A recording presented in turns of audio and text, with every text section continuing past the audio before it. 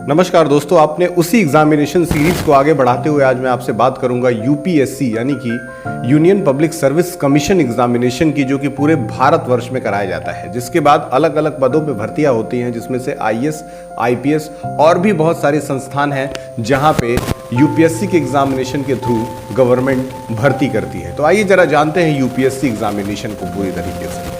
दोस्तों, सबसे पहले हम बात करेंगे एज लिमिट यानी कि एज क्राइटेरिया की, और उसमें दो सेक्टर्स में मैं पूरे एग्जामिनेशन को बांटूंगा। सबसे पहले मैं बात करता हूं जनरल क्राइटेरिया की, जिसमें 21 साल से 32 वर्ष का कोई भी बच्चा इस एग्जामिनेशन में बैठ सकता है। दूसरा क्राइटेरिया आता है ओबीसी, जिसमें 21 साल से 35 साल के बीच का कोई भी बच्चा इस एग्जामिनेशन में बैठ सकता है। अगर आप एसटी और एससी से बिलोंग करते हैं तो आपकी एज लिमिट हो जाती है 21 से 37 साल। ध्यान में रखें दोस्तों। अब हम नंबर ऑफ अटेम्प्ट्स की अगर बात करें तो जनरल कैटेगरीज वालों को 6 अटेम्प्ट्स मिलते हैं, जबकि ओबीसी वालों को 9 अटेम्प्ट्स मिलते हैं, और एससी और एसटी वाले को एनी नंबर ऑफ अटेम्प्ट्स देने का अधिकार इस एग्जामिनेशन के अंदर दिया गया है।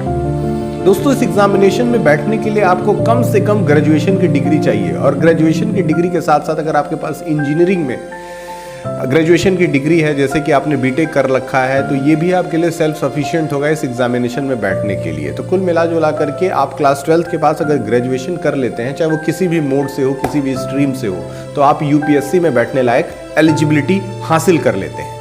दोस्तों, अगर हम प्रीलिम्स एग्जामिनेशन की बात करें तो उसके अंदर पेपर 1 में, जिसको जनरल स्टडीज का कहते हैं, ये टोटल पेपर आपका 400 नंबर का होता है, जिसमें पेपर 1 जनरल स्टडीज का है, जिसमें 100 क्वेश्चंस पूछे जाते हैं और इसके टोटल मार्क्स आपको 200 मिलते हैं। जबकि पेपर 2 में लगभग 80 क्वेश्चंस पूछे जाते हैं और जिसमें आपको 200 मार्क्स मिलते हैं। अगर आप सही क्वेश्चन का जवाब देते हो तो उस कंडीशन में आपको पूरे मार्क्स दिए जाते हैं, यानी कि एक क्वेश्चन सही करने पे आपको 2 मार्क्स दिए जाते हैं। लेकिन अगर आप किसी क्वेश्चन का गलत जवाब देते हो तो 1/3 नेगेटिव मार्किंग भी होती है।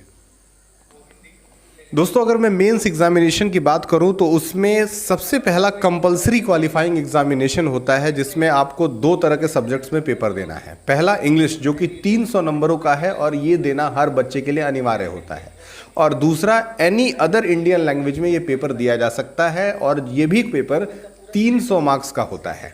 अगर मैं जनरल स्टडीज़ की बात करूं तो ये पेपर लगभग 1000 मार्क्स के होते हैं, जिसमें जीएस पेपर 1 होता है जो कि 250 मार्क्स का होता है, जीएस पेपर 2 250 मार्क्स और जीएस पेपर 3 भी 250 मार्क्स का होता है। दोस्तों, अगर मैं एसए की बात करूं तो एसए लगभग 250 मार्क्स का ही होता है, और अगर ऑप्शनल सब्जेक्ट्स की बात करूं तो इसमें पेपर 1 और पेपर 2 हैं, जो कि दोनों 250 और 250 मार्क्स के होते हैं। तो टोटल कुल मिला जुला करके मेंस में लगभग 7 अलग अलग एग्जामिनेशन आपको देने होते हैं। दोस्तों, इस एग्जामिनेशन के अंदर जो तीसरा और सबसे आखिरी पड़ाव आता है उसको हम लोग इंटरव्यू कहते हैं। इंटरव्यू का मतलब होता है पर्सनालिटी टेस्ट।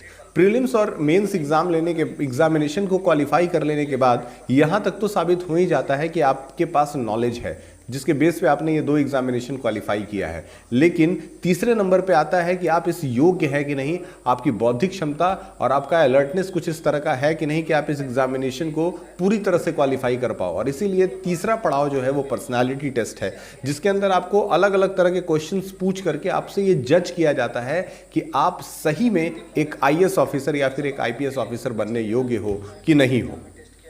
दोस्तों, अब बात करते हैं कुछ स्पेशल क्राइटेरियाज की, जिसको आपको ध्यान में इस एग्जामिनेशन के दौरान रखना होगा। सबसे पहली बात कि आपको प्रीलिम्स के एग्जामिनेशन में एटलीस्ट 33% मार्क्स स्कोर करना ही होगा, नहीं तो आप डिस्क्वालीफाई कर दिए जाओगे। दोस्तों, दूसरी चीज जो आपको इस एग्जामिनेशन के दौरान, प्रीलिम्स के एग्जामिनेशन के दौरान ध्यान में रखनी है, वो ये है कि आपको नेगेटिव मार्किंग दोनों ही पेपर में किए जाते हैं। इसका मतलब कि अगर आप गलत आंसर्स लिखते हो या फिर किसी एक ही क्वेश्चन के 2 आंसर आप मार्क करके आते हो तो उस कंडीशन में उस आंसर को गलत माना जाता है।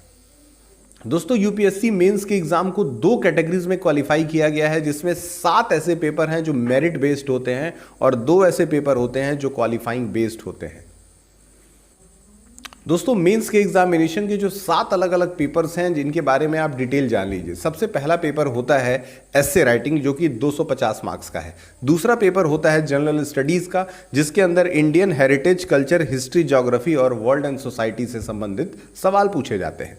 तीसरा पेपर होता है जनरल स्टडीज पार्ट 2 का जिसमें governance, constitution, polity, social justice और इंटरनेशनल रिलेशन से भी सवाल पूछे जाते हैं। ये तीनों के तीनों पेपर्स 250 मार्क्स के होते हैं।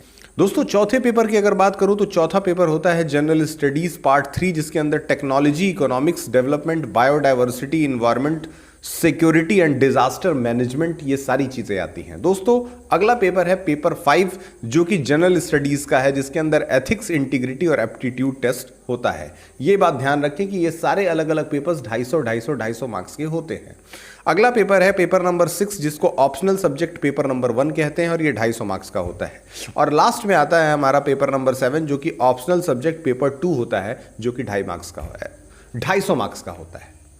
दोस्तों और आखिरी पड़ाव के अंदर मैं आपको बता दूं कि टोटल मेंस राइटिंग 1750 नंबर का है जिसमें पर्सनालिटी इंटरव्यू यानी कि इंटरव्यू के 275 मार्क्स जोड़ दिए जाते हैं और ओवरऑल 2025 नंबर में से आपका टोटल क्रिएट किया जाता है जिसके आधार पे आपकी मेरिट को तय किया जाता है और आप एक आईएएस ऑफिसर बन जाते हैं। तो दोस्तों ये कुछ इंपॉर्टेंट इंफॉर्मेशन यूपीएससी से संबंधित है जो कि मैं आपके तक पहुंचाना चाह रहा था और इसके बाद आने वाले वीडियोज में मैं और दूसरे नए एग्जामिनेशंस के बारे में बात करूंगा। तब तक के लिए बहुत बहुत धन्यवाद।